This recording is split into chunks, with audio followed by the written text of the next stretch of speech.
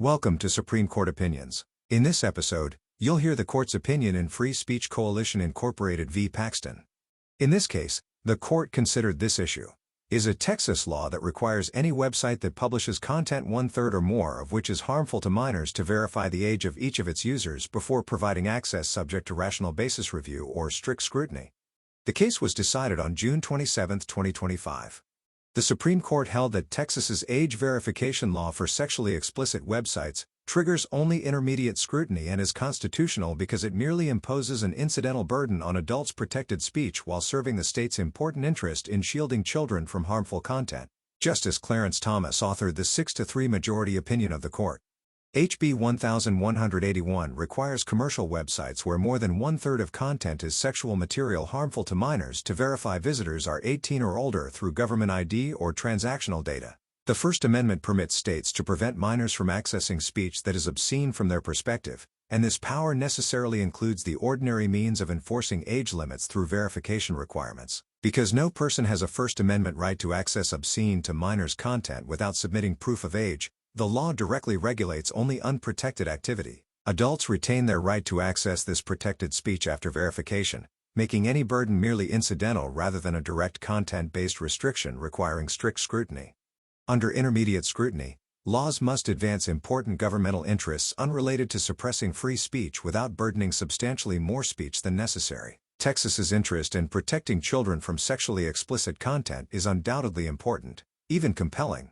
Age verification represents a traditional, widely accepted method of reconciling children's protection with adults' access rights. Similar requirements exist for in-person purchases of sexual materials and numerous other age-restricted products. The specific methods HB 1181 permits, government ID and transactional data, are established verification methods already used by pornographic websites and other industries. The law need not adopt the least restrictive means available, and Texas's decision to initially target websites with higher concentrations of sexual content while excluding search engines represents a reasonable legislative choice that survives intermediate scrutiny. Justice Elena Kagan authored a dissenting opinion, joined by Justices Sonia Sotomayor and Ketanji Brown-Jackson, arguing that strict scrutiny should apply because HB 1181 directly burdens adults' access to protected speech based on its content, and that the majority's creation of a new partially protected speech category contradicts 4 prior Supreme Court precedents applying strict scrutiny to similar laws. The opinion is presented here in its entirety, but with citations omitted. If you appreciate this episode, please subscribe. Thank you.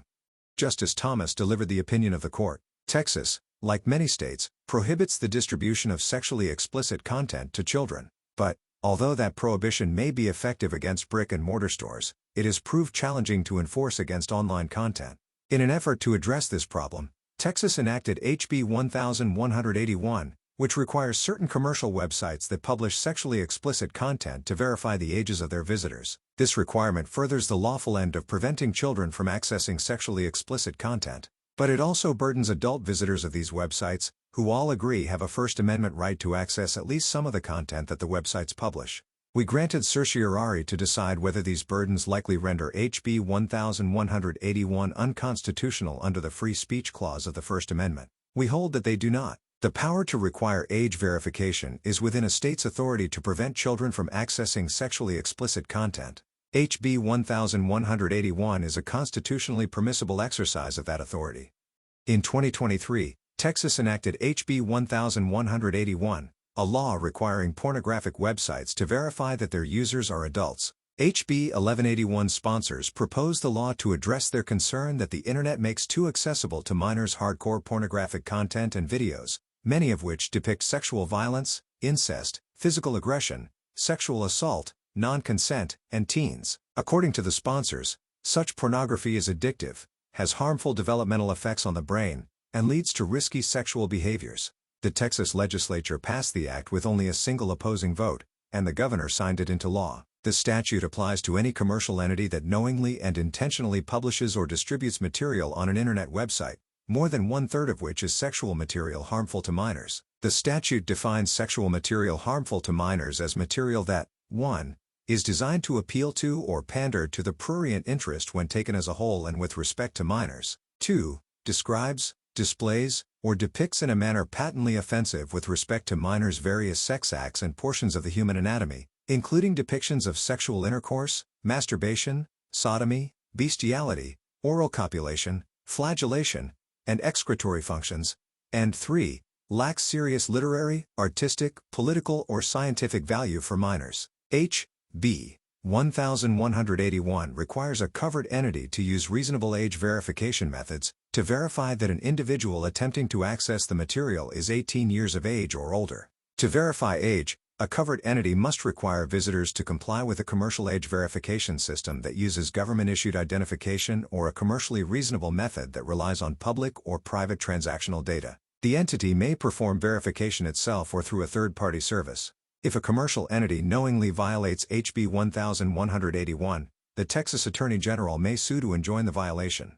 The Attorney General may also recover a civil penalty of up to $10,000 per day that the website is non-compliant, as well as an additional penalty of up to $250,000 if any minors access covered sexual material as a result of the violation. H.B. 1181 is not the only law of its kind. At least 21 other states have imposed materially similar age verification requirements to access sexual material that is harmful to minors online. Soon after Texas enacted HB 1181, a trade association for the pornography industry, a group of companies that operate pornographic websites, and a pornography performer sued the Texas Attorney General. These plaintiffs, petitioners here, sought to enjoin enforcement of the statute as facially unconstitutional under the Free Speech Clause of the First Amendment. They allege that adults have a right to access the speech covered by HB 1181, and that the statute impermissibly hinders them from doing so. The district court granted petitioners a preliminary injunction after concluding that they were likely to succeed on their claim. The court held that because HB 1181 restricts access to speech that is constitutionally protected for adults based on the material's content, it is subject to strict scrutiny, the onerous standard of scrutiny applicable to direct invasions of First Amendment rights. The district court acknowledged Texas's compelling interest in preventing a minor's access to pornography. But it found that Texas had failed to show that HB 1181 is narrowly tailored and the least restrictive means of advancing that interest. In the district court's opinion, for example, encouraging parents to install content filtering software on their children's devices would be a less restrictive means of accomplishing the state's objective.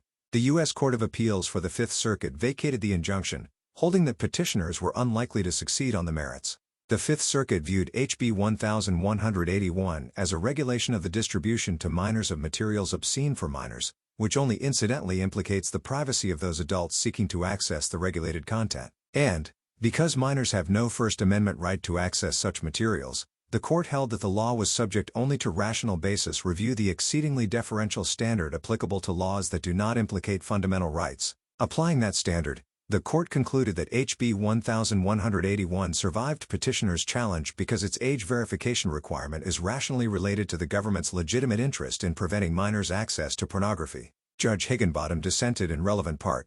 Like the district court, he would have applied strict scrutiny and found that Texas had failed to meet its burden under that standard. Petitioners sought a stay of the Fifth Circuit's judgment, which this court denied. We granted certiorari to determine whether HB 1181's age verification requirement is likely constitutional on its face. To determine which standard of First Amendment scrutiny applies to Texas's age verification law, we must first review some background principles about the First Amendment. Specifically, we must focus on what the First Amendment generally protects, the extent to which it permits states to restrict minors' access to sexually explicit speech, and how this court has addressed earlier laws that aim to prevent children from viewing sexually explicit speech online. The First Amendment, which applies to the states through the 14th Amendment, prohibits laws abridging the freedom of speech. As a general matter, this provision means that government has no power to restrict expression because of its message, its ideas, its subject matter, or its content. But this principle is not absolute. To determine whether a law that regulates speech violates the First Amendment, we must consider both the nature of the burden imposed by the law and the nature of the speech at issue.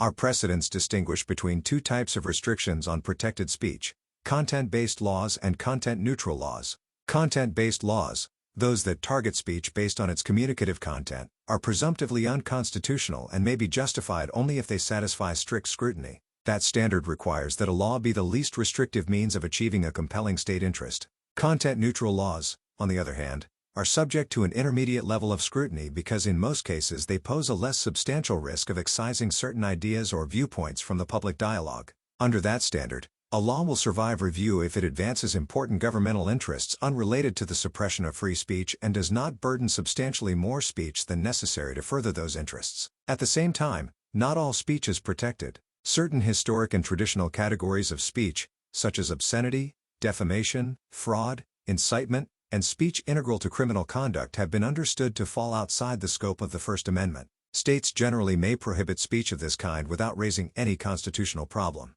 Such prohibitions are subject only to rational basis review, the minimum constitutional standard that all legislation must satisfy. Under that standard, a law will be upheld if there is any reasonably conceivable state of facts that could provide a rational basis for its enactment. History, tradition, and precedent recognize that states have two distinct powers to address obscenity. They may prescribe outright speech that is obscene to the public at large, and they may prevent children from accessing speech that is obscene to children. By the 18th century, English common law recognized publishing obscenity as an indictable offense. So too did early American decisions. By the end of the Civil War, most states had prohibited obscenity by statute, and Congress had prohibited sending obscene materials by mail. And, from the late 19th century onward, this court has consistently recognized the government's power to prescribe obscenity. Our precedents hold that speech is obscene to the public at large, and thus prescribable if, a, the average person applying contemporary community standards would find that the work, taken as a whole, appeals to the prurient interest, b, the work depicts or describes, in a patently offensive way, sexual conduct specifically defined by the applicable state law, and c, the work, taken as a whole, lacks serious literary, artistic, political, or scientific value. Our precedents refer to this standard as the Miller test. Miller does not define the totality of states' power to regulate sexually explicit speech, however. In addition to their general interest in protecting the public at large, states have a specific interest in protecting children from sexually explicit speech.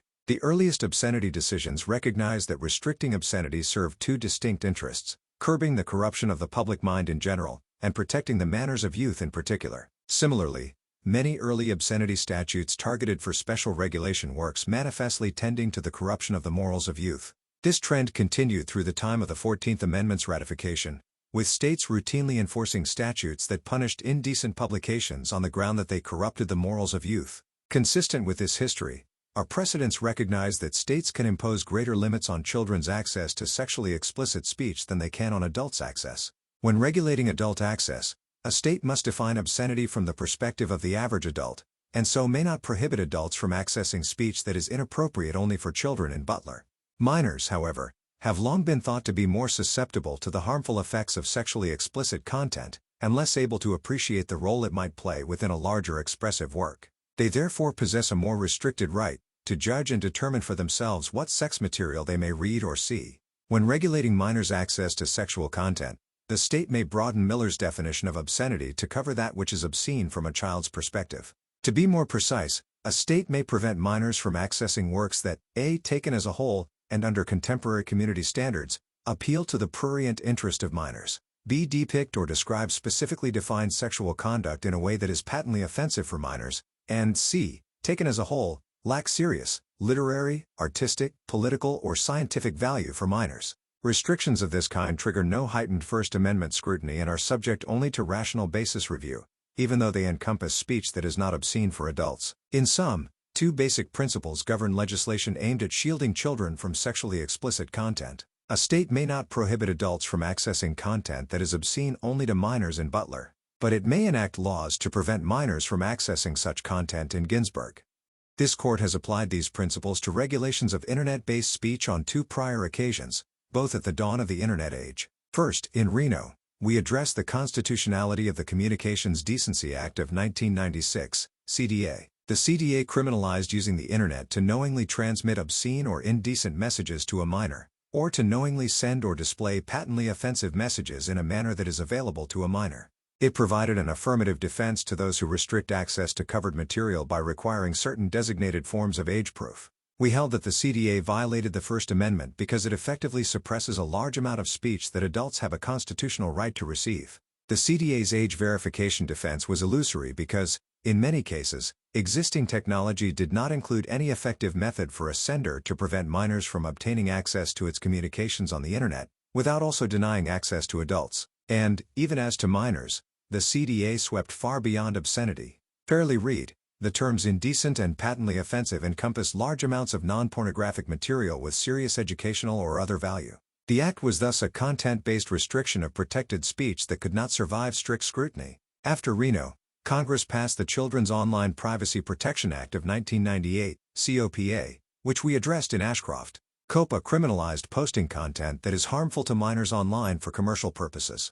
The act defines such content as material that is obscene under the Miller test, as adjusted to minors. It also provided an affirmative defense to those who employ specified means to prevent minors from gaining access to the prohibited materials on their website, such as requiring the use of a credit card or a digital certificate that verifies age. Soon after COPA's passage, a district court preliminarily enjoined its enforcement, holding that the act likely violated the First Amendment. This court held that the injunction was not an abuse of discretion.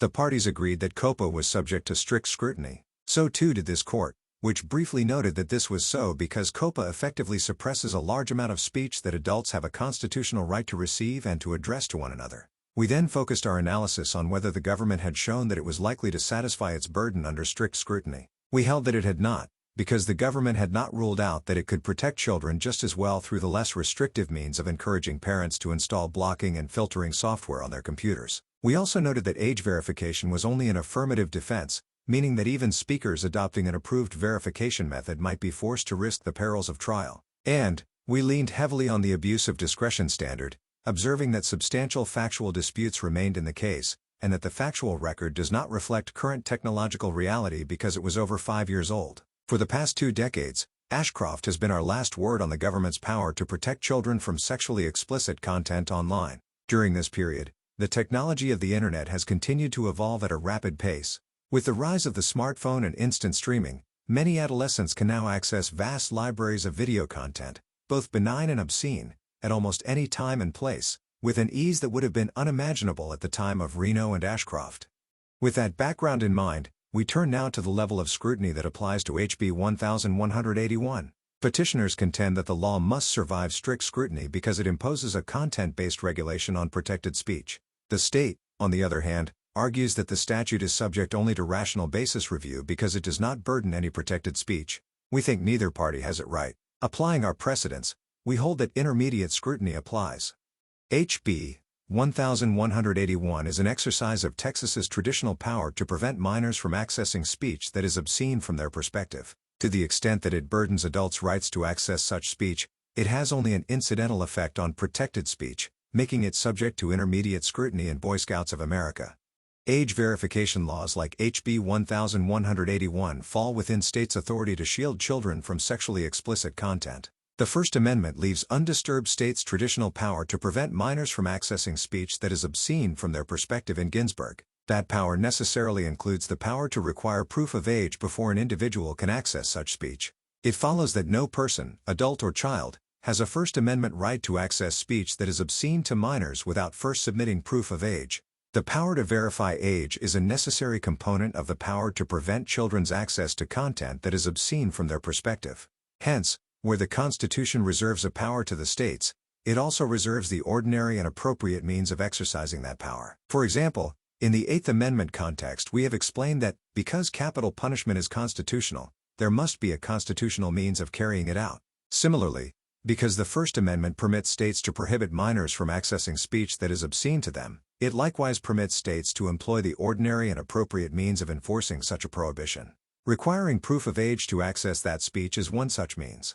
Requiring age verification is common when a law draws lines based on age. For example, Texas, like many states, requires proof of age to obtain alcohol, tobacco, a lottery ticket, a tattoo, a body piercing, fireworks, and a driver's license. Federal law similarly mandates age verification to obtain certain medications from a pharmacist, or to obtain employment as a minor. Fundamental rights that turn on age are no different. Texas, again like many states, requires proof of age to obtain a handgun license, to register to vote, and to marry. In none of these contexts is the constitutionality of a reasonable, bona fide age verification requirement disputed. Obscenity is no exception to the widespread practice of requiring proof of age to exercise age-restricted rights. The New York statute upheld in Ginsburg required age verification. It permitted a seller who sold sexual material to a minor to raise honest mistake as to age as an affirmative defense, but only if the seller had made a reasonable bona fide attempt to ascertain the true age of the minor. Most states to this day also require age verification for in-person purchases of sexual material. And petitioners concede that an in-person age verification requirement is a traditional sort of law that is almost surely constitutional. The facts of Ginsburg illustrate why age verification, as a practical matter, is necessary for an effective prohibition on minors accessing age-inappropriate sexual content. The statute in that case prohibited the knowing sale of sexual content to a minor under the age of 17. The defendant was convicted of knowingly selling a pornographic magazine to a 16-year-old. But, most of the time, it is almost impossible to distinguish a 16-year-old from a 17-year-old by sight alone. Thus, had the seller in Ginsburg not had an obligation to verify the age of the purchaser, he likely could have avoided liability simply by asserting ignorance as to the purchaser's age. Only an age verification requirement can ensure compliance with an age-based restriction. The need for age verification online is even greater. Unlike a store clerk, a website operator cannot look at its visitors and estimate their ages. Without a requirement to submit proof of age, even clearly underage minors would be able to access sexual content undetected. Because proof of age performs the same critical function online that it does in person, requiring age verification remains an ordinary and appropriate means of shielding minors in the digital age from material that is obscene to them.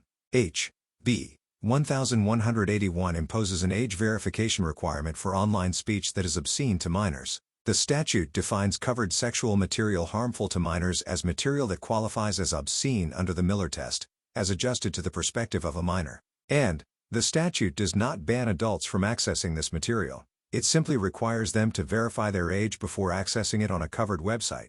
HB 1181 thus falls within Texas's traditional power to protect minors from speech that is obscene from their perspective. Because HB 1181 simply requires proof of age to access content that is obscene to minors, it does not directly regulate the protected speech of adults. A law can regulate the content of protected speech, and thereby trigger strict scrutiny, either on its face or in its justification. HB 1181 does not regulate the content of protected speech in either sense. On its face, the statute regulates only speech that is obscene to minors. That speech is unprotected to the extent the state seeks only to verify age. And the statute can easily be justified without reference to the protected content of the regulated speech, because its apparent purpose is simply to prevent minors, who have no First Amendment right to access speech that is obscene to them, from doing so. That is not to say, however, that HB 1181 escapes all First Amendment scrutiny. Adults have the right to access speech that is obscene only to minors in Butler, and submitting to age verification is a burden on the exercise of that right. But adults have no First Amendment right to avoid age verification, and the statute can readily be understood as an effort to restrict minors' access. Any burden experienced by adults is therefore only incidental to the statute's regulation of activity that is not protected by the First Amendment. That fact makes intermediate scrutiny the appropriate standard under our precedents in Boy Scouts of America. In this respect, HB 1181 is analogous to the prohibition against destroying draft cards that this court upheld in O'Brien. The prohibition may have had the effect of making it unlawful to protest the draft by burning one's draft card, but the destruction of a draft card is not itself constitutionally protected activity, because the card is a government document that, among other functions, serves as proof of registration. The prohibition on destroying draft cards thus placed only an incidental burden on First Amendment expression, making it subject to intermediate scrutiny. So too here, because accessing material obscene to minors without verifying one's age is not constitutionally protected, any burden HB 1181 imposes on protected activity is only incidental, and the statute triggers only intermediate scrutiny. Applying the more demanding strict scrutiny standard would call into question the validity of all age verification requirements, even long-standing requirements for brick-and-mortar stores.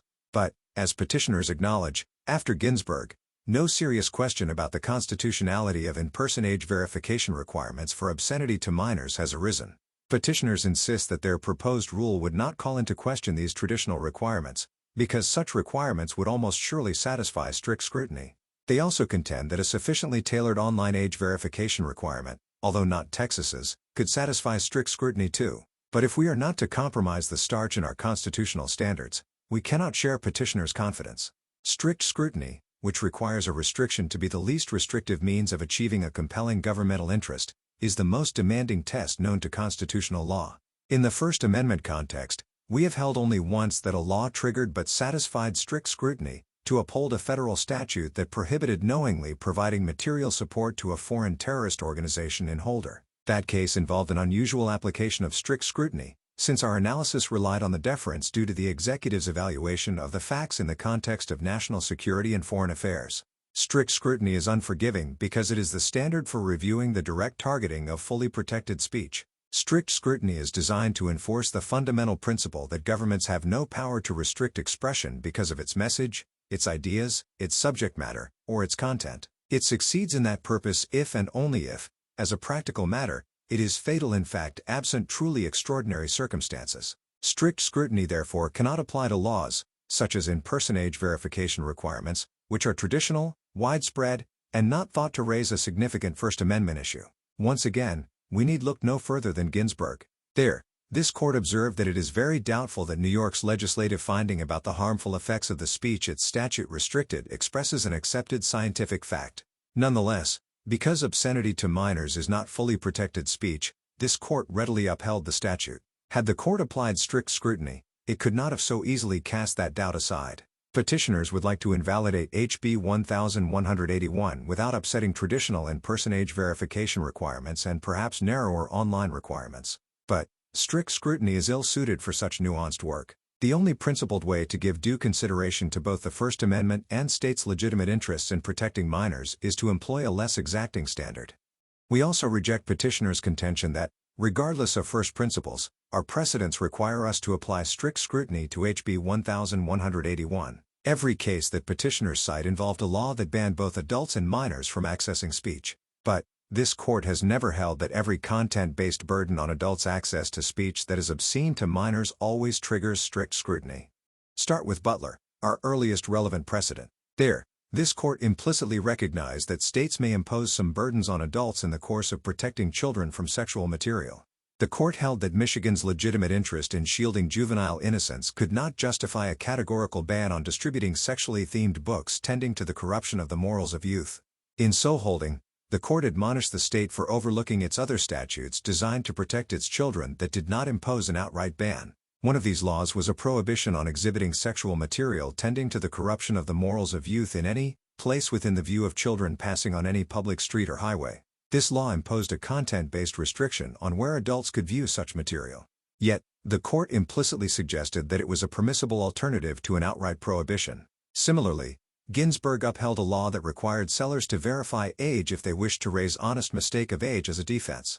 In the wake of that decision, the constitutionality of laws like New York's that impose in-person age verification requirements has been taken as a given. And, although Ginsburg did not explicitly address the burden that age verification imposes on adults, in the almost 6 decades since it was decided, no one has thought to subject such requirements to strict scrutiny. Petitioners invoke 2 pre-internet cases in which this court applied strict scrutiny. In the first, the court did so to invalidate a blanket prohibition on dial-a-porn phone messages that were indecent but not obscene and sable. In the second, we did so to invalidate a blanket ban on broadcasting indecent but not obscene cable television channels between the hours of 6 a.m. and 10 p.m. in Playboy. In contrast, HB 1181 is not a blanket prohibition. Adults remain free to access pornography on covered websites, so long as they verify their ages first. Neither Sable nor Playboy addresses the First Amendment consequences of that more modest burden. Reno and Ashcroft are 2 decisions addressing attempts to restrict children's access to pornography online, likewise provide no support for petitioners' position that strict scrutiny applies. Reno applied strict scrutiny to the CDA because it operated as a ban on speech to adults. The CDA made it a crime for any person to post content that is indecent or patently offensive anywhere in the entire universe of cyberspace where the person knew a child would be among the recipients.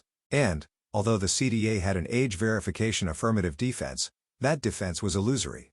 In many cases, existing technology did not include any effective method to prevent minors from obtaining access, without also denying access to adults. The CDA thus triggered, and failed, strict scrutiny because it effectively suppressed a large amount of speech that adults have a constitutional right to receive and to share. This kind of ban is categorically different from HB 1181's age verification requirement. Ashcroft likewise characterized COPA as a ban. COPA criminally prohibited posting content that is harmful to minors online for commercial purposes, subject to an age verification affirmative defense. We thus applied strict scrutiny, because, as in Reno, the statute effectively suppressed a large amount of speech that adults have a constitutional right to receive and to address to one another. Because the parties agreed that strict scrutiny applied, the court's discussion of the applicable standard was brief.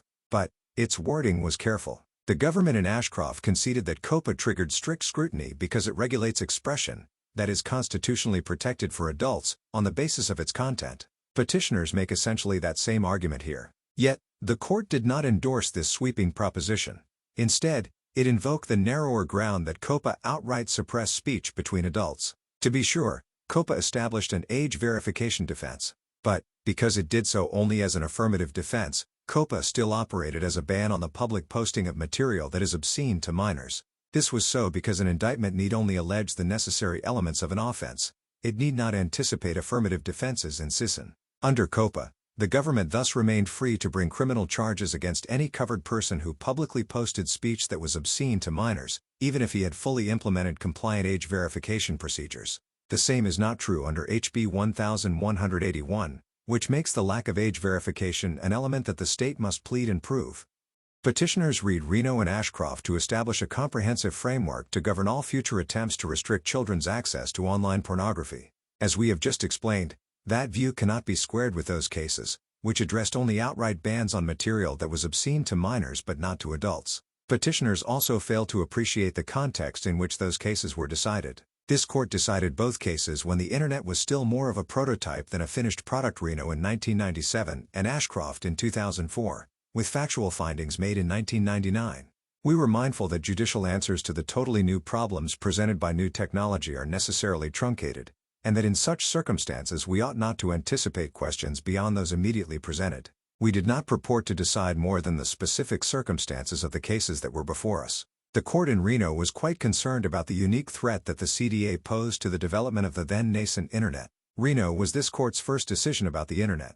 In describing the background of the case, we felt the need to explain that the Internet is an international network of interconnected computers, and we marveled that the Internet had grown to 40 million users worldwide. In resolving the case, the court was keenly aware that the wholly unprecedented breadth of the CDA's coverage threatened to torch a large segment of this emerging medium of communication. In these uncharted waters, the court was cautious not to definitively establish when regulations on Internet pornography triggered strict scrutiny. Similarly, Ashcroft was a self-consciously narrow and fact-bound decision. There, the court reviewed a preliminary injunction based on a record that was over 5 years old, all while the technology of the Internet continued to evolve at a rapid pace. As a result, we emphasized the abuse of discretion standard and made clear that we did not mean to rule definitively on COPA's constitutionality. Moreover, we could not have meant to offer a comprehensive discussion on the appropriate standard of scrutiny for laws protecting children from sexual content online, given that the appropriate standard was not even a contested issue in the case. In the quarter century since the factual record closed in Ashcroft, the Internet has expanded exponentially. In 1999, only 2 out of 5 American households had home Internet access. Nearly all those households used a desktop computer or laptop to connect to the Internet, and most used a dial-up connection. Connecting through dial-up came with significant limitations. Dial-up is much slower than a modern broadband connection, and because dial-up relied on the home's phone line, many households could not use the Internet and make or receive phone calls at the same time. And video on demand was largely just a notion that figures like Bill Gates and Al Gore rhapsodized about. Most netizens would have been happy with a system fast enough to view static photos without waiting an age. In contrast, in 2024, 95% of American teens had access to a smartphone, allowing many to access the Internet at almost any time and place. 93% of teens reported using the Internet several times per day, and watching videos is among their most common activities online. The content easily accessible to adolescents online includes massive libraries of pornographic videos. For instance, in 2019, Pornhub, one of the websites involved in this case, published 1.36 million hours, or over 150 years, of new content. Many of these readily accessible videos portray men raping and physically assaulting women, a far cry from the still images that made up the bulk of online pornography in the 1990s. The court in Reno and Ashcroft could not have conceived of these developments, much less conclusively resolve how states could address them. Of course, Reno and Ashcroft do not cease to be precedential simply because technology has changed so dramatically. But respect for past judgments also means respecting their limits. It is misleading in the extreme to assume that Reno and Ashcroft spoke to the circumstances of this case simply because they both dealt with the Internet as it existed in the 1990s. The appropriate standard of scrutiny to apply in this case is a difficult question that no prior decision of this court has squarely addressed. For the reasons we have explained, we hold today that HB 1181 triggers only intermediate scrutiny. The dissent's arguments for strict scrutiny are no more persuasive than petitioners'. The dissent claims that strict scrutiny applies because HB 1181 is a quintessential content-based law. We agree that HB 1181 targets speech that is obscene for minors based on its communicative content. But, where the speech in question is unprotected, states may impose restrictions based on content without triggering strict scrutiny. Because speech that is obscene to minors is unprotected to the extent that the state imposes only an age verification requirement, HB 1181's content-based restriction does not require strict scrutiny. The law is content-based in the same way that prohibitions of defamation, fraud, and incitement are.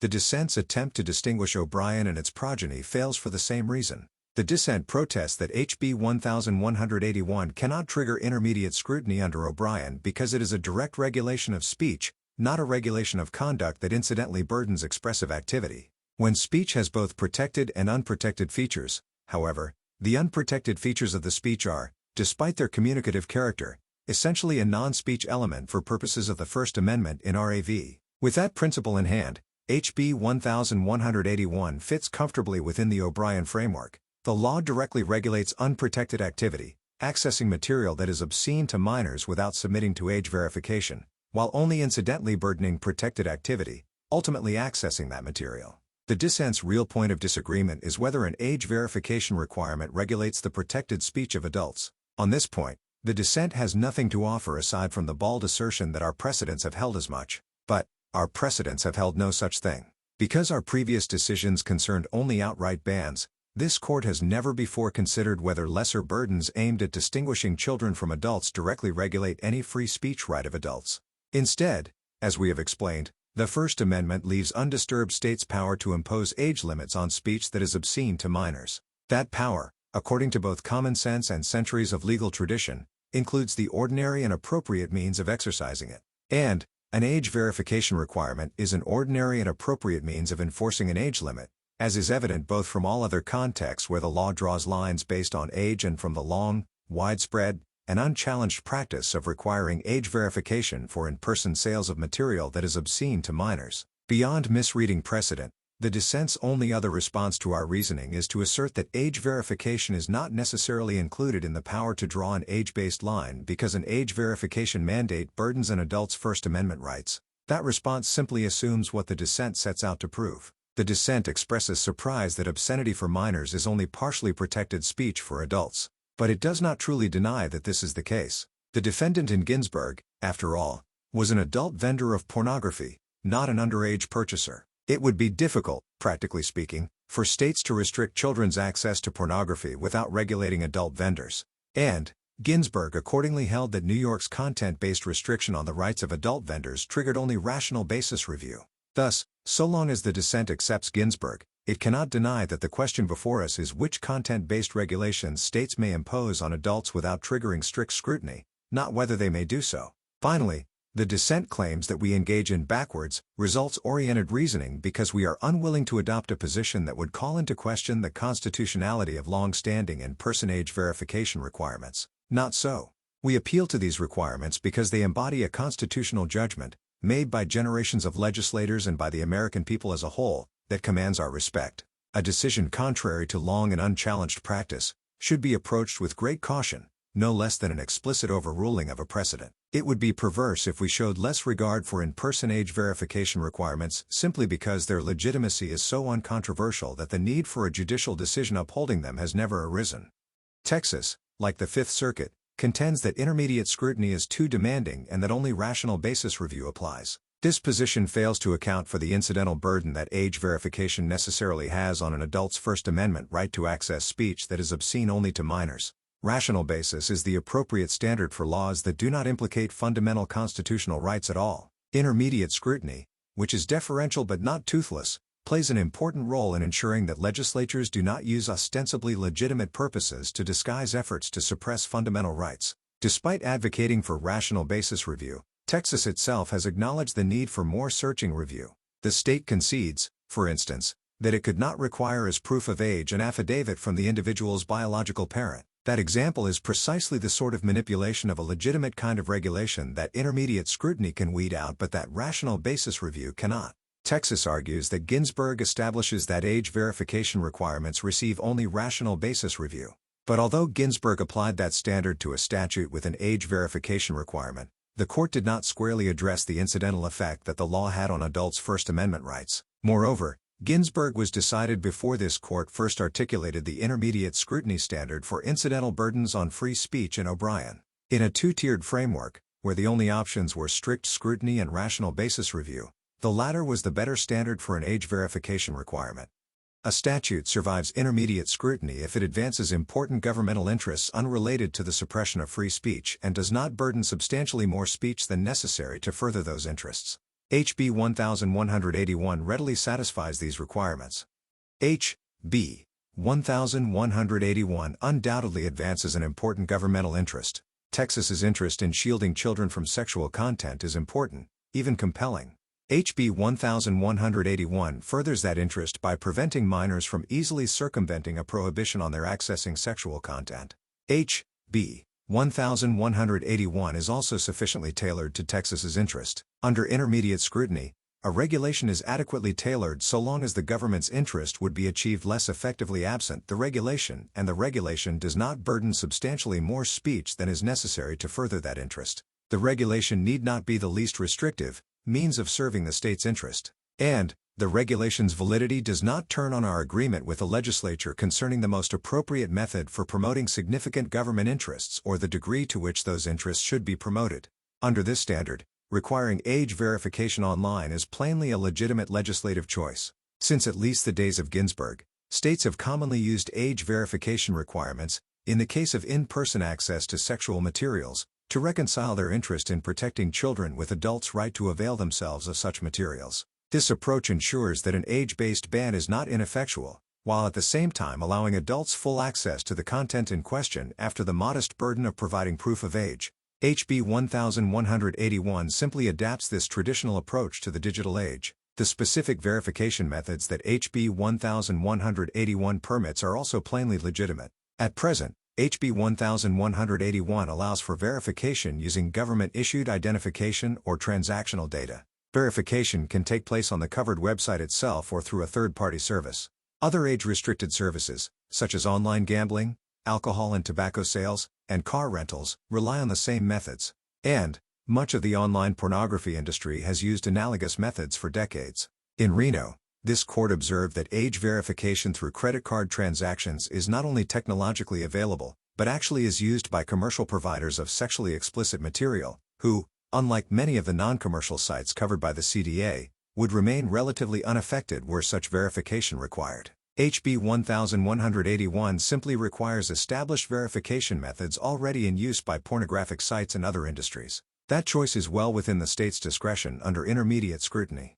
Petitioners' counterarguments are unpersuasive. Petitioners contend that Texas could adopt less restrictive means of protecting children, such as encouraging parents to install content filtering software on their children's devices or requiring internet service providers to block adult content unless a household opts into receiving it. But, even assuming these approaches are equally or more effective, under intermediate scrutiny a regulation will not be invalid simply because a court concludes that the government's interest could be adequately served by some less speech-restrictive alternative. Texas's interest in shielding children from sexual content would be achieved less effectively absent HB 1181, and it cannot be said that a substantial portion of the burden that HB 1181 imposes fails to advance Texas's goals. That is enough to show that the Texas legislature adequately tailored HB 1181, regardless of whether some other approach might be superior. Petitioners further argue that HB 1181 is not appropriately tailored, because it does not require age verification on other sites,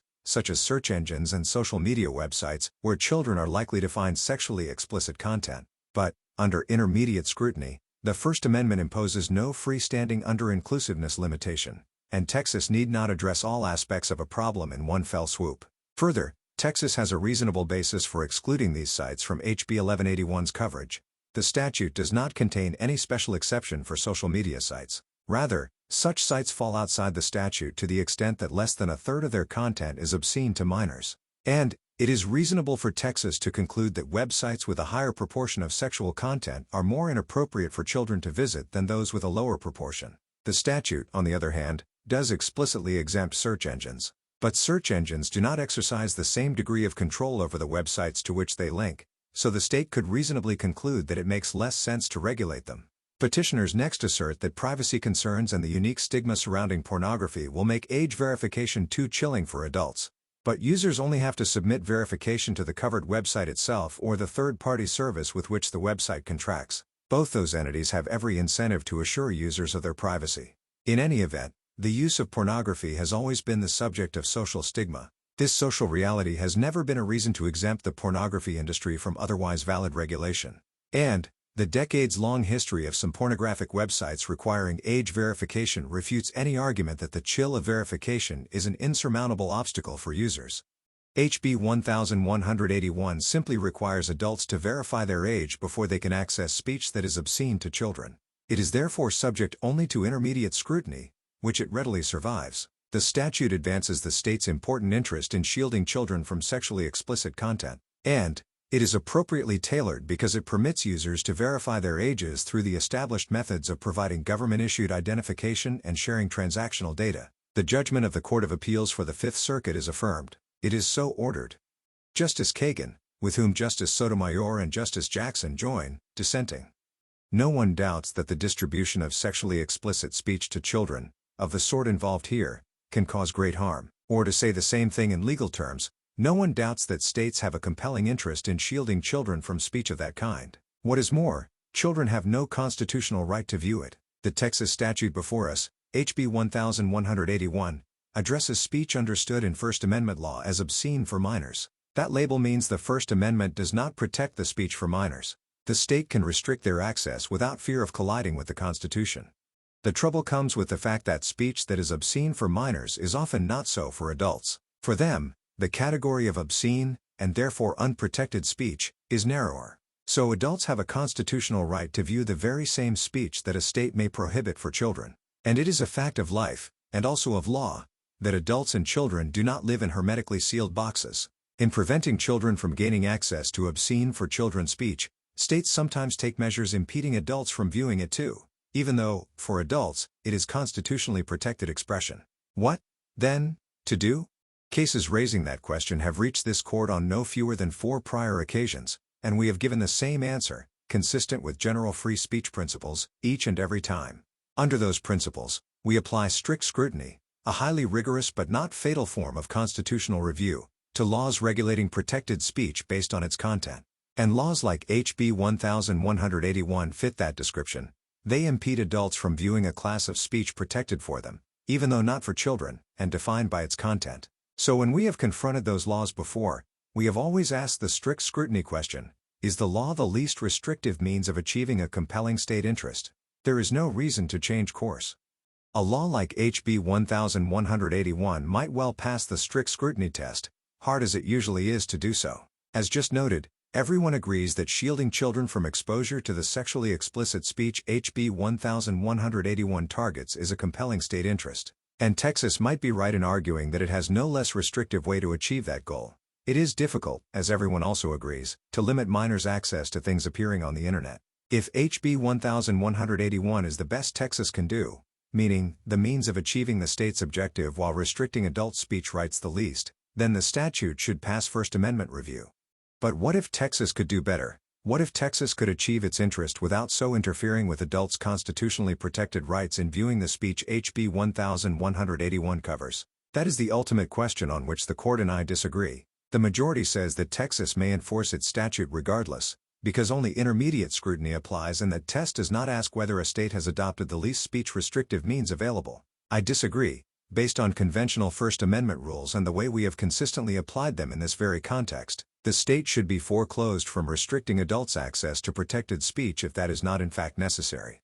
The majority's opinion concluding to the contrary is, to be frank, confused. The opinion, to start with, is at war with itself. Parts suggest that the First Amendment plays no role here, that because Texas's law works through age verification mandates, the First Amendment is beside the point, but even the majority eventually gives up that ghost. As, really, it must. HB 1181's requirements interfere with, Or, in First Amendment jargon, burden. The access adults have to protected speech. Some individuals will forego that speech because of the need to identify themselves to a website, and maybe, from there, to the world, as a consumer of sexually explicit expression. But still, the majority proposes that burden demands only intermediate scrutiny because it arises from an incidental restriction, given that Texas's statute uses age verification to prevent minors from viewing the speech. Except that is wrong, nothing like what we have ever understood as an incidental restraint for First Amendment purposes. Texas's law defines speech by content and tells people entitled to view that speech that they must incur a cost to do so. That is, under our First Amendment law, a direct, not incidental, regulation of speech based on its content, which demands strict scrutiny. The majority's attempt to distinguish our four precedents saying just that rounds out the list of its errors. According to the majority, all of those decisions involve prohibiting rather than merely burdening adults' access to obscene for children speech. But that is not true. And in any event it would not matter. The First Amendment prevents making speech hard, as well as banning it outright. So on all accounts the majority's rationale craters. The majority is not shy about why it has adopted these special for the occasion, difficult to decipher rules. It thinks they are needed to get to what it considers the right result, giving Texas permission to enforce its statute. But Texas should not receive that permission if it can achieve its goal as to minors while interfering less with the speech choices of adults. And if it cannot, then Texas's statute would survive strict scrutiny, given the obvious importance of its goal. For that reason, the majority's analysis is as unnecessary as it is unfaithful to the law.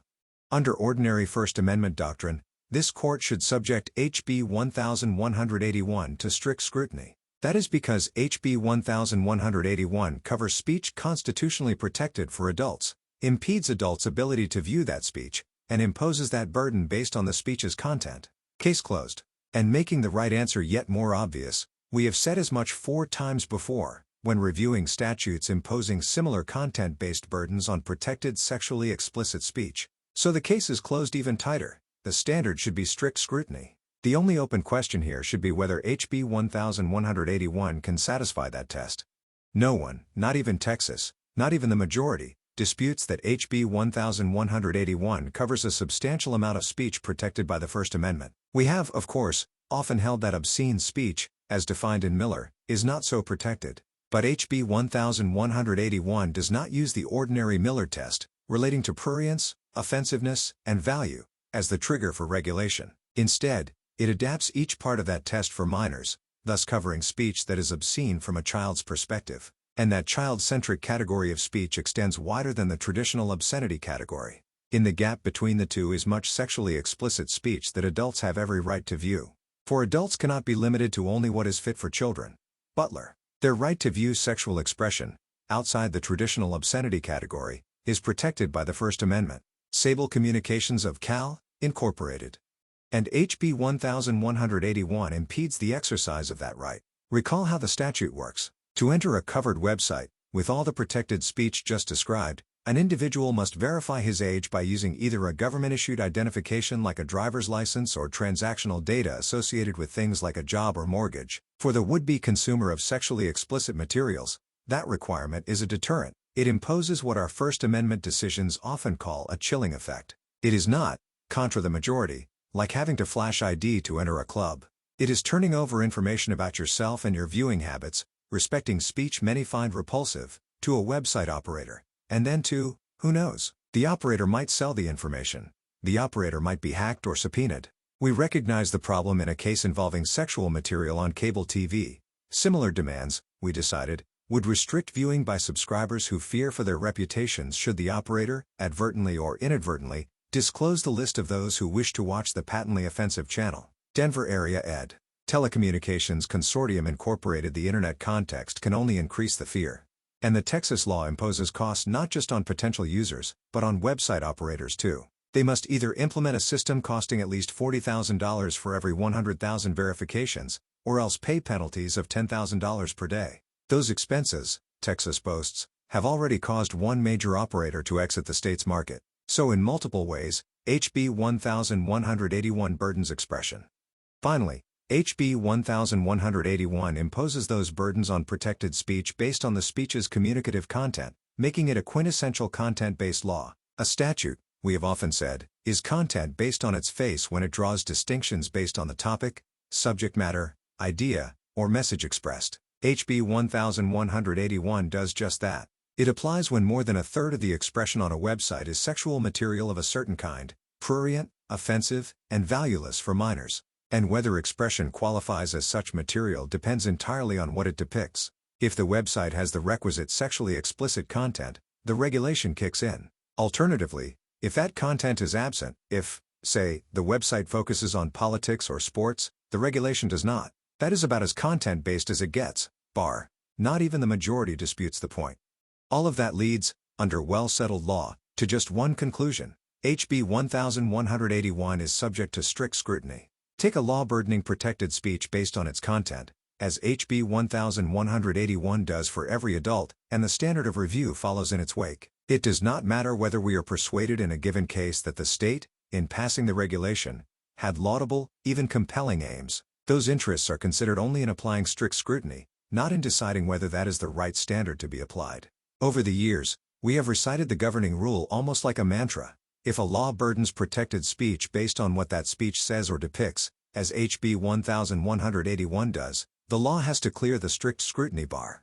What is more, our precedents have applied that rule in 4 cases similar to this one, when a statute has limited adults' access to sexually explicit materials in order to prevent those materials from getting to minors. The laws at issue pertain to diverse media, the telephone, cable, and twice, as here, the internet. But the analysis about the level of scrutiny was in each case the same.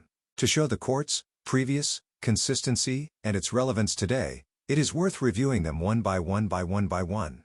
In Sable Communications, the court considered a statute directed at dial-up porn services that prohibited sexually indecent telephone messages, extending beyond those obscene for adults under Miller. The government defended the law as an effort to protect children from exposure to the speech. We recognize that interest as compelling. But we also understood that adults had a protected First Amendment right to listen to the non-obscene indecent speech that the law covered. And so the court applied strict scrutiny, thus requiring the government to show that the statute did not unnecessarily interfere with adults' First Amendment freedoms. Then, in Reno, the court addressed a statute barring internet transmissions of obscene, indecent, or patently offensive messages to those under 18, with an affirmative defense available to anyone making use of age verification measures. Although the statute encompassed only communications to minors and excused from penalties those using a reasonable method to verify age, the court recognized the burden that the statute would impose on adult speech. Because of that interference with adult-to-adult communication and despite the significance of the government interest in protecting children, the court again insisted on applying strict scrutiny. So once more the key issue was whether less restrictive alternatives would be at least as effective in achieving the government's goals. Next, in Playboy Entertainment Group Incorporated, the court evaluated a law requiring that sexually oriented cable channels limit their transmission to hours when children are unlikely to be viewing. What standard must the government meet, the court asked, for the law to survive? We did not think the question close. As we consider a content-based regulation of protected speech, we said, the answer should be clear. The standard is strict scrutiny. So if a less restrictive means would serve the government's goals, the government must use it. Otherwise, the court explained, the government could, contrary to the First Amendment, restrict speech without an adequate justification.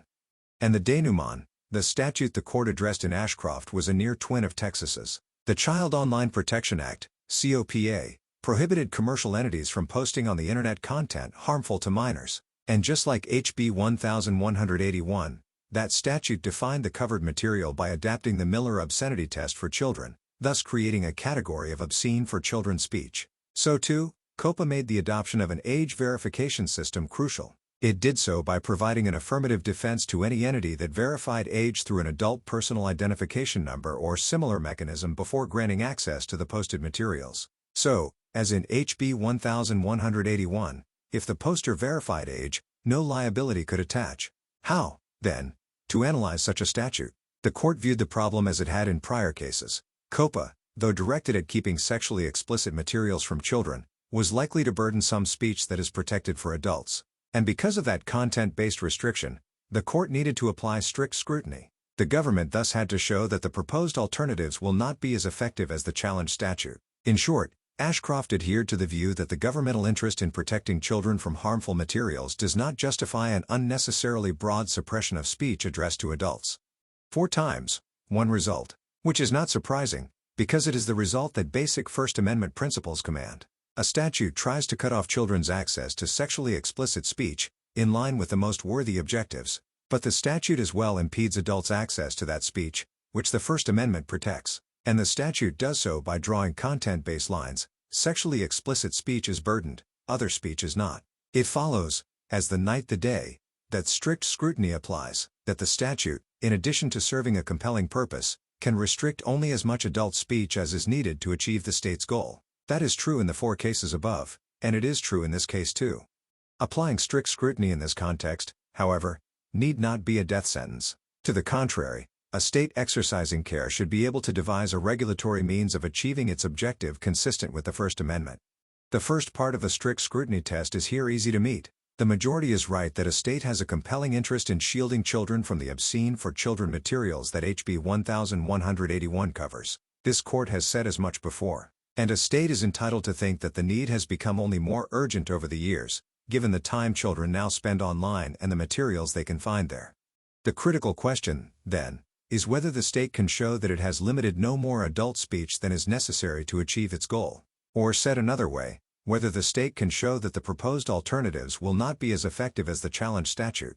If the state cannot, the statute should not take effect, because it would limit protected speech unnecessarily. There would be every reason to make the state switch to a less speech-restrictive, equally or more effective regulatory mechanism. But a state that is closely attended to the speech consequences of its regulation might well make the required showing in this sphere. Given how the Internet works, no court should expect that a law effectively shielding children from sexually explicit expression could leave adults wholly unaffected. To the contrary, such a law will almost necessarily impose corollary burdens. And Texas may be right that the commonly proposed alternatives to laws like HB 1181, such as content filtering technology, cannot equal, or even approach, age verification systems in effectiveness.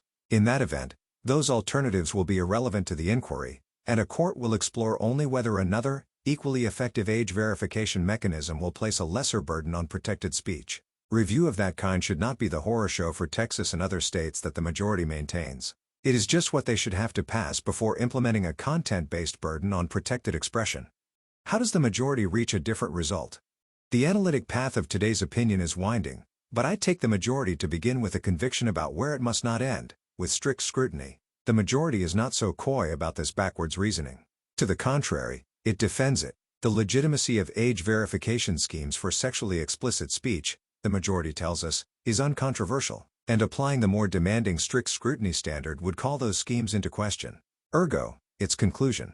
I have just explained why the majority's fear is overblown, why in fact carefully drawn age verification laws stand a real chance of surviving strict scrutiny. But suppose I am wrong. Suppose there are both less speech-restrictive and equally effective ways to accomplish the state's goal of protecting children from sexually explicit materials. In that event, strict scrutiny tells us, the state should use those constitutionally superior alternatives. And why argue with that? The usual way constitutional review works is to figure out the right standard. Here, strict scrutiny because HB 1181 is content-based, and let that standard work to a conclusion. It is not to assume the conclusion. Approve HB 1181 and similar age verification laws, and pick the standard sure to arrive there. But that is what the majority does. To answer what standard of scrutiny applies, the majority first spends 4 pages lauding age verification schemes as common, traditional, appropriate, and necessary. In other words, all over the place. And a good thing too. No wonder the majority doesn't land on strict scrutiny. The more puzzling question is how the majority's reasoning fits with the idea that the First Amendment plays any role at all. For quite some time in today's opinion, speech rights are pushed to the sidelines, or entirely off the field. Age verification schemes are just age verification schemes. Again, common, traditional, appropriate, and necessary. States use them to regulate purchases of liquor and lottery tickets and fireworks. And so, the majority says, states can also use them to regulate access to speech that is obscene for children. The power to prevent minors from gaining access to that speech necessarily includes the power to require proof of age. And that means, the majority concludes, that accessing material obscene to minors without verifying one's age is not constitutionally protected, even for adults. It would seem the analysis is complete.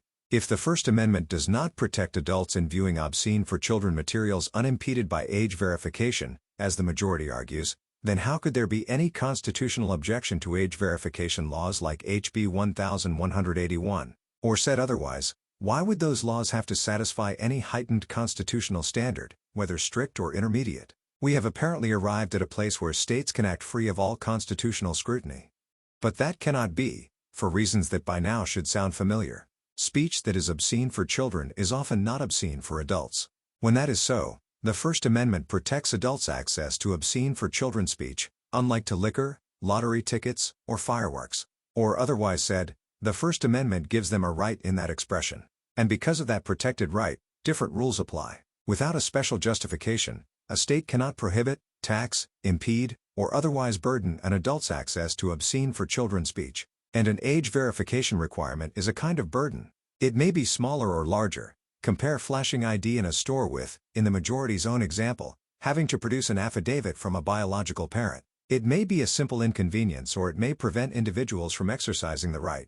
And those differences may well matter to the conclusion when a court gets around to applying the appropriate constitutional standard. But regardless, an age verification mandate burdens an adult's First Amendment protected right in viewing obscene for children expression. So a state's power to prohibit that speech for minors does not necessarily include the power to mandate age verification. It might or might not, depending on whether the mandate satisfies the constitutional scrutiny that its burden on protected speech requires. And in the end, the majority has to accept some version of that argument. For page upon page, the majority explains that the First Amendment has nothing to say about age verification schemes attached to obscene for children speech. Again, that speech may as well be liquor, lottery tickets, or fireworks, for all it matters to the state's authority. And then, in the space of one brief paragraph, the idea falls apart. Yes, the majority at last concedes, adults have the right to access speech that is obscene only to minors. And yes, the majority admits, submitting to age verification is a burden on the exercise of that right. So sure, the majority acknowledges, a really onerous age verification scheme, like its parental affidavit requirement, would flunk constitutional review. And so too, the majority says, even the least onerous mandate, like the one in Ginsburg to show ID in a store, has to satisfy some form of heightened constitutional scrutiny. There is no getting around the fact, obscene for children speech is constitutionally protected speech for adults. And age verification schemes burdening adults' rights to access that speech are in fact not the kind of everyday, appropriate, and necessary regulation courts can wave on by. The Constitution, contrary to what the majority at first assured us, is now very much in the picture. At that point, one might think, the right approach, as the court once said, should be clear. The standard is strict scrutiny. Forgive a brief recap.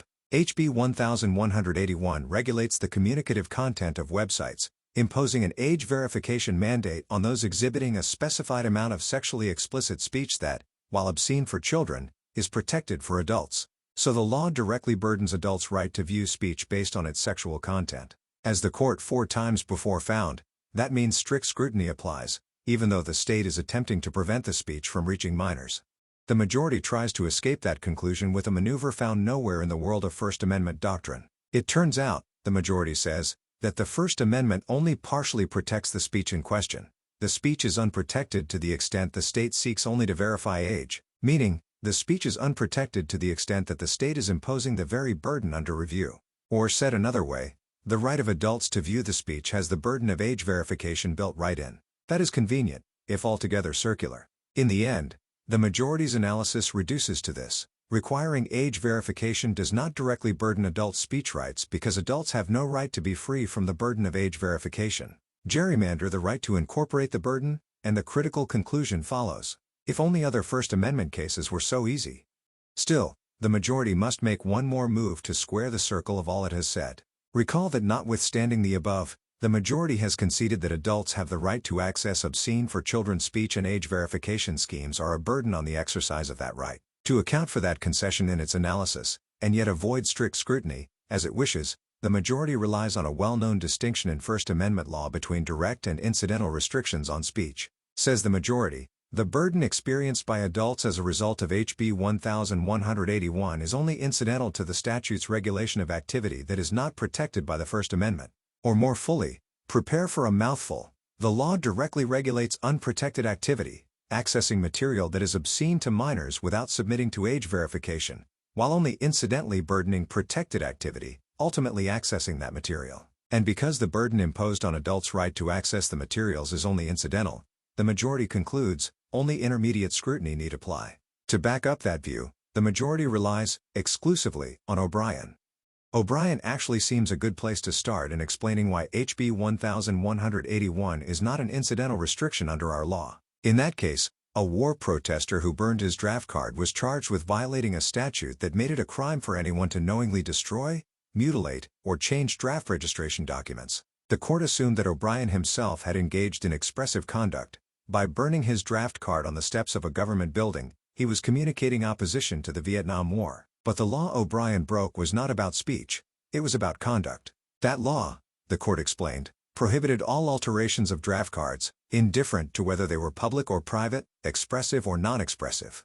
So the limitation on O'Brien's First Amendment freedoms was purely incidental. And because that was so, because the statute at issue addressed only the non-communicative aspect of what O'Brien did, the court decided to apply intermediate scrutiny. In the years since, this court has used the O'Brien view of incidental restrictions in several analytically identical cases, when a limitation on conduct, having no connection with speech, happens to sweep in a person's expressive act. In one, the National Park Service invoked a regulation that banned camping, defined to include sleeping, in designated parks to prevent a sleep-in demonstration about homelessness. The court applied the O'Brien standard and approved the Park Service's action. In another, a law against re-entering a military base after having been barred by the commanding officer was used to charge a person who had re-entered a base to participate in a political demonstration. We upheld the conviction under O'Brien. And in a third, the question was whether a law banning public nudity could be applied to an establishment featuring expressive nude dancing. Once again, we understood the case as in the O'Brien line, because a prohibition of conduct had an incidental effect on an expressive act. So we used the O'Brien standard, and approved the nudity ban's application. None of this has any bearing on HB 1181. That statute is not a regulation of conduct that just so happens, on occasion, to impinge on expressive activity. It is instead a direct regulation of speech, triggered by the amount of sexually explicit expression on a commercial website. Or said a bit differently, rather than address the non-communicative aspects of an activity, as all the laws described above did, HB 1181 regulates, and regulates only, what no one here disputes are communicative messages. Consider a law about altering draft certificates, a law about sleeping in parks, a law about re-entering military bases, a law about public nudity, a law about sexually explicit postings on websites. Which one of those laws is not like the others? As to the first four laws, the regulation is of conduct, and the burden on expression a rare knock-on effect. As to the fifth, the regulation is of speech, and the burden on that speech the very thing the statute does. The burden HB 1181 imposes, of course, raises constitutional concerns only for adults. But that fact does not make the law any less a direct, not incidental, restriction on protected expression. HB 1181 targets communicative content, and that alone, restricting adults' access to speech because of what it portrays, rather than because of any non-communicative element that it possesses. And this court, in 4 prior cases involving similar regulations enacted for similar reasons, has not once proposed an analogy to O'Brien. In all of those cases, states burdened protected speech for adults as a way of cutting off children's access to the expression. 2 of those efforts involved internet speech. The same 2 made liability for infractions turn on whether the publisher of the speech used an age verification measure. One of them, Ashcroft, defined the regulated speech identically to HB 1181, using the Miller test adapted for minors.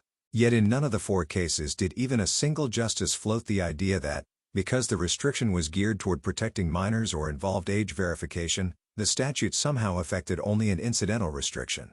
In every one, it was common ground, even among the dissenting justices, that the statute's restriction on adults' access to speech was direct. So our precedents stand as an embarrassment to the majority's reasoning. The majority's primary, and deficient, response is that those cases involved outright bans on speech, whereas this one involves only a burden. To begin with, that assertion is factually inaccurate as to 3 of the 4. In Playboy, the law did not ban adult cable channels, but instead limited their transmission to hours when children were unlikely to be in the audience. The allowable hours were 10 p.m. to 6 a.m. when between 50% and 70% of adult viewing occurs anyway. So as the court took care to explain, the statute did not impose a complete prohibition. Rather, it affected only a content-based burden as HB 1181 does. The same is true of the statutes in Reno and Ashcroft, and in a way even more similar to Texas's law. Recall that under those statutes, publishers using age verification measures had an affirmative defense to all liability. So as long as those measures were in place, publishers could confidently press send on whatever sexual content they wanted to transmit. The majority argues that HB 1181 is yet more protective of publishers, because it turns the affirmative defense into an element, putting the burden on the state to show the absence of age verification measures. But in this context, the difference between an affirmative defense and an element is but a smidge. It will matter only when a jury thinks the presence, or absence, of age verification is a literal toss-up, which in the real world will be rare. And even if the difference is more than I think, it is one between 2 points on a continuum, not, as the majority insists, the dividing line between a ban and a burden on speech. Much more important, the distinction between bans and burdens makes no difference to the level of scrutiny. When a statute draws lines based on the content of speech, strict scrutiny is required regardless of the amount of speech affected. Playboy made that point, in this context, at some length. It is of no moment to the level of scrutiny that a law restricting speech does not impose a complete prohibition. And if that weren't clear enough, the government's content-based burdens must satisfy the same rigorous scrutiny as its content-based bans. And if that weren't clear enough, when a statute regulates expressive content, no special consideration is given to the government merely because the law can somehow be described as a burden rather than outright suppression. What's more, Playboy is not alone in repudiating the majority's reasoning. The refusal to countenance the ban/burden line the majority today peddles is fundamental to our free speech doctrine. Take any subject, say, because it is close to home, the Supreme Court, ban speech about the court, tax speech about the court, $20 a pop, limit speech about the court to certain times, Tuesdays and Thursdays, or as here, demand identification to gain access to websites addressing the court. Ban or burden, the level of scrutiny is the same. Strict. So the principal distinction the majority draws between this case and the four that should control it is a non-distinction, by command of how we have always understood the First Amendment. That leaves only the majority's claim, again mistaken, that the internet has changed too much to follow our precedent's lead. Of course technology has developed, both swiftly and surely. And that fact might matter, as indeed the burden/ban distinction might, to how strict scrutiny applies, and particularly to whether the state can show it has adopted the least speech-restrictive means to achieve its goal. Ashcroft explicitly recognized that point. It thought that, given the pace of technological change, the district court might make a different decision than it had 5 years earlier about whether there were less restrictive alternatives to COPA. To that extent, but to that extent only, the majority is right that Ashcroft was self-consciously narrow and fact-bound.